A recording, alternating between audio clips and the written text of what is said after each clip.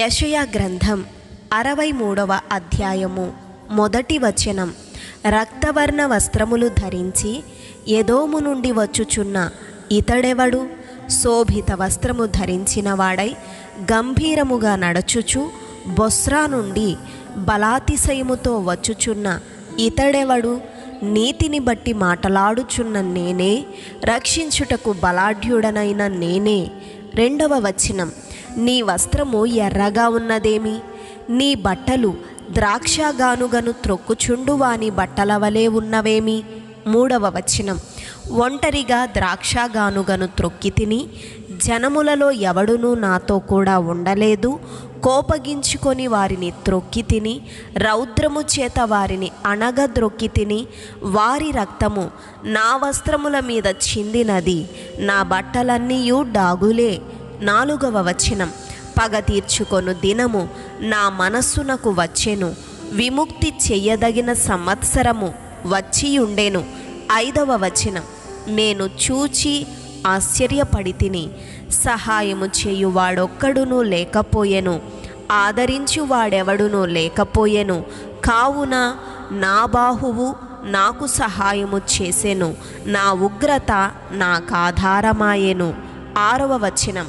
కోపము కలిగి జనములను త్రొక్కివేసి తిని, ఆగ్రహపడి వారిని మత్తిల్లజేసి తిని, వారి రక్తమును నేల పోసివేసి తిని. ఏడవ వచనం. యెహోవా మనకు చేసిన వాటన్నిటిని బట్టి యెహోవా కృపాతిశయమును, యెహోవా స్తోత్రములను గానము చేతును. తన వాత్సల్యమును బట్టియు కృపా బాహుళ్యమును బట్టియు ఇశ్రాయేలు యొక్క వంశస్థులకు ఆయన చూపిన మహా కనికరమును నేను ప్రకటన చేసేదను. ఎనిమిదవ వచనం. వారు నా జనులనియు అబద్ధములాడనేరని పిల్లలనియు అనుకొని ఆయన వారికి రక్షకుడాయెను. తొమ్మిదవ వచనం.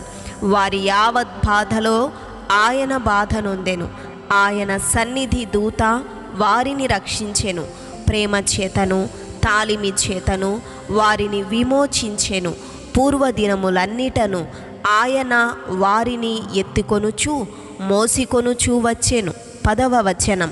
అయినను వారు తిరుగుబాటు చేసి ఆయన పరిశుద్ధాత్మను దుఃఖింపచేయగా ఆయన వారికి విరోధి ఆయెను, తానే వారితో యుద్ధము చేసెను.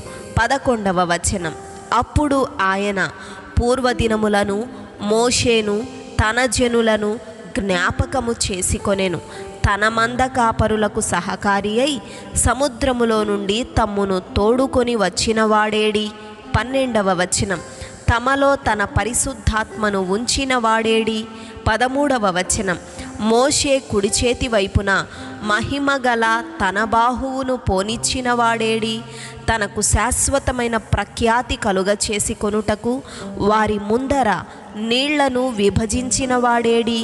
మైదానములో గుర్రము పడని రీతిగా వారు పడకుండా అగాధ జలములలో నడిపించిన వాడేడి అనుకొనిరి.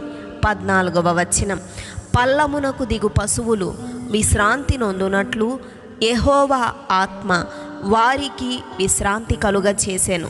నీకు ఘనమైన పేరు కలుగునట్లు నీవు నీ జనులను నడిపించితివి. 15వ వచనం.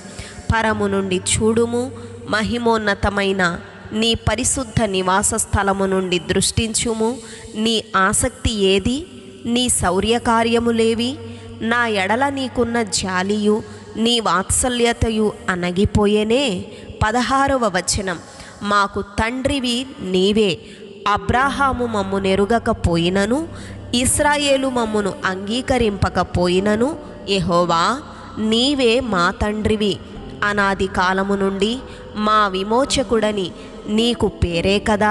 17వ వచనం. యెహోవా నీ మార్గములను తప్పి తిరుగునట్లుగా మమ్మును ఎందుకు తొలగ చేసితివి? నీ భయము విడుచునట్లు మా హృదయములను నీవెందుకు కఠినపరచితివి? నీ దాసుల నిమిత్తము నీ స్వాస్థ్య గోత్రముల నిమిత్తము తిరిగి రమ్ము. 18వ వచనం. నీ పరిశుద్ధ జనులు స్వల్పకాలమే దేశమును అనుభవించిరి, మా శత్రువులు నీ పరిశుద్ధాలయమును త్రొక్కియున్నారు. 19వ వచనం. నీ పరిపాలననెన్నడును ఎరుగని వారి వలె అయితిమి, నీ పేరెన్నడును పెట్టబడని వారి వలె నైతిమి. ఆమెన్.